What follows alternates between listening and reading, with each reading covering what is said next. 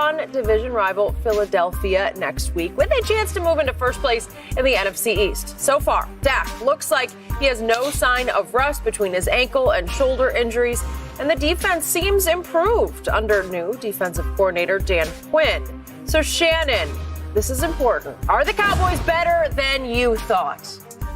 Be honest. Skip, let me ask you, okay. No. So No? Not at all. No. After last year, can you tell me what the Cowboys' record was after 2 games last year? They were 1-1. I can make a case they could be 0-2, just like they could have been last year, 0-2. Mm-hmm. So this is how much better they gotten defensively. They have 2 sacks. They're 31st in pass defense. They're 27th in total defense. So how much better have they gotten? Is it my turn? No. Oh. They've taken the ball away.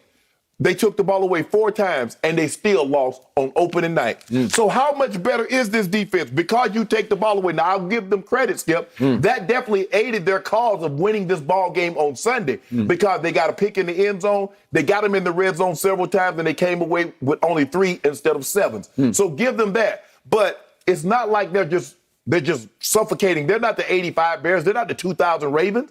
Hell, they're not the 15 Broncos. So when I look at it, if you got 2 sacks, 2, is that good? No. And they got those this past weekend, right? Yes, okay. 31st in pass defense. Now, last I checked, there's only 32 teams. Now, maybe they added a team while I was asleep last night, and Jenny, we didn't get the memo. But if I'm not mistaken, there's still only 32 teams, and the Cowboys are 31st in pass defense. They're 27th in total defense. Again, there's only 32 teams. So that tells me there's only 5 teams worse than them. So you're the bottom of the barrel in pass defense and total defense, but somehow you've gotten better. What have they done in McCarthy? Has he done anything to make you think that he's a better coach? He's a great coach? No, that late game, you know it. Normally, when you make mistakes like what he made at the end of the game, it gets you beat. Still. Or fired. True. So for me, no, I don't see it. Like I said, they've done a great job of taking the ball away. And the thing about takeaways is kind of like touchdowns, Skip. There are a couple of seasons I had 10 touchdowns, double-figure touchdowns in the season. And it was never like 3 or 4 games in a row where I got 1 touchdown. I would have like two or 3 games where I would have 5. Then I would have a lull when I didn't get any. And then I'd get 3. And the next thing you know, it's like, dang, they're in bunches. And so what they're doing is kind of like last year at the end of the year, Skip. They got none for such a long time. Now, all of a sudden, they started getting some late last year.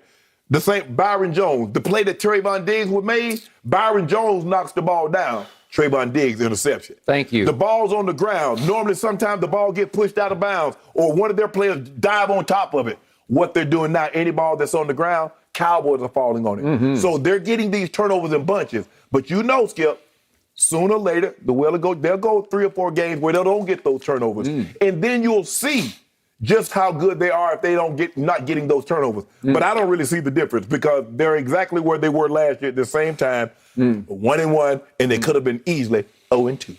Now it is my turn, finally. Shannon Sharp, I'm here to announce to you that I have really bad, sad news for you. What is that? My team is way better than even I thought it was going to be, and my team is going to haunt you all the rest of this season. You're going to have miserable Mondays after Mondays after Mondays because my team is shockingly better than it was 1 year ago.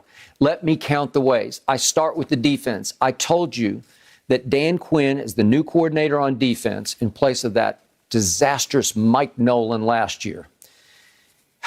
He's changed the spirit of the defense. The young players have changed the way they play defense. And I'm giving you huge credit for this. You called Micah Parsons before I did. I wanted Patrick Surtain, and he went to your Broncos, and I think he would have been a great pick for my Cowboys, but he wouldn't have been the best pick for my Cowboys because what we needed the most was what you saw early on pre-draft.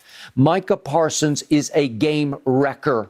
He can do so many things because he's got the gift of explosiveness. Sudden. A big man who is extremely sudden, and he just has that rare knack for smelling the football and getting to the football. Right. And in desperation, because they had lost both of their pass rushers, both of their defensive ends, going to the Chargers against a Justin Herbert who had lit up Washington, the team you think is going to win the NFC East, at Washington opening day. 14 of 19 third down conversions by Justin Herbert. You love Justin Herbert. I do. He throws rockets. Yeah. He managed to score 17 total points against my team because Micah Parsons said, okay, I got you. I'll put my hand in the dirt as I predicted he needed to on Friday's show. And he wrecked the game. He made it harder and harder as the game wore on for somebody to try to block him. And all of a sudden, my defense is hanging in ways it never hoped to hang in last year. Do you remember what was happening early last year? Cleveland went to Jerry World and ran roughshod over them for 307 yards rushing. They went to Baltimore a little later and gave up 294 rush yards. Arizona came to Dallas on a Monday night to Jerry World and ran for 261 yards. Give us some time, Skip. You're only 2 games into the season. Give us some time. Do you realize that in the first 2 games, Tampa ran for a grand total of 52 yards? And I'll give the Chargers this. They managed 95. Is that 307 or 294 or 261? Oh, we are worlds better than we were last year. Well, let me ask you a question. How many yards did the Rams run against you? How many yards did the Falcons have when they rushed against you in the first 2 games? Give it some time. You 2 games into the season, and you talk we're all different. No, Mike Nolan was a disaster. You know it, and I know it. They mutinied on Mike Nolan, and it wasn't until they got him out of there that great things started to happen. Right. I will concede this, Skip. You seem, from what I saw Sunday, you seem to have figured it out that we're going to be a little bit more balanced. We're not going to throw it 58. Okay, that's on offense. Right. But so you're talking about overall. But this defense. I love this defense because it's so much better than it was. And remember that they took the GOAT to the wire at Tampa Bay on opening night on a solo stage. They had to get goated to lose the game. They had to get goated. It took Brady doing what he does greater than anybody in the history of football. It took Tom Brady at his greatest to hold my team off 31-29. Listen, in sports, there's wins and there's losses. That's why they keep That scoring. was the greatest loss in the history of my franchise. There are no moral victories in sports. That's why they keep the score. This team needed a moral because victory. they're like, oh, no. Okay, what's the most difficult opening day or night test in pro football? It would be at the defending champs, right? We went there and played them 50-50. Blow for blow. We went all the way to the buzzer. It required a walk-off field goal to beat us. Think about it, Skip.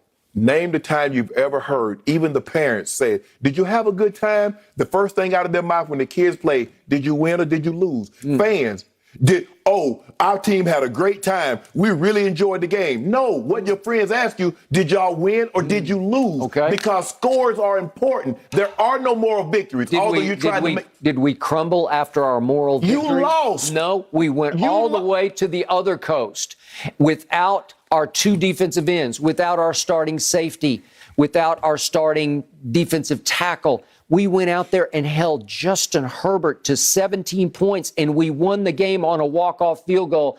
And my quarterback has taken it up another level. You saw Dak Prescott play his greatest game ever on opening night, head-to-head with the GOAT at Tampa Bay. Well, I don't know what more he can do. He can't play much better than that. Well, he can win. He should have won. Would you rather him play a little worse and win or play better and lose? They were a 9-point dog there. Skip, that only matters to the... Okay. You didn't bet. It only matters to the bettors. I bet you. That's okay. Right? You lost. Yeah, I did not lose. I picked Tampa. Okay, well, I picked Tampa also. No, I exactly. did. I picked Tampa. Hey, so and you over here, so what you patting the Cowboys to the back for? All right, so the point is that all of a sudden, all through last week, they lost player after player to COVID, to injury, to suspension.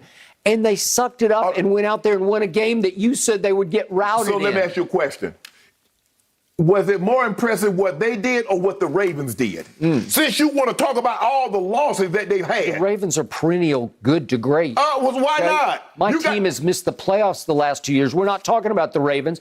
We're talking about, are the Cowboys better? No. And the answer on a lie detector for you would be absolutely better than I thought. Skip, all I can do is base it on 2 games. Okay. I can base it on 2 games. Here's the most stunning, surprising stat I've heard in maybe years, especially concerning my Cowboys. And that is, if you go back over the last 7 games last season and then add on the first 2 games this season, that's a 9-game span. That's more than half of a pro football season. Okay. Obviously, well, now it's 17. You could say it's right in the middle. Okay, go ahead. But the point is, over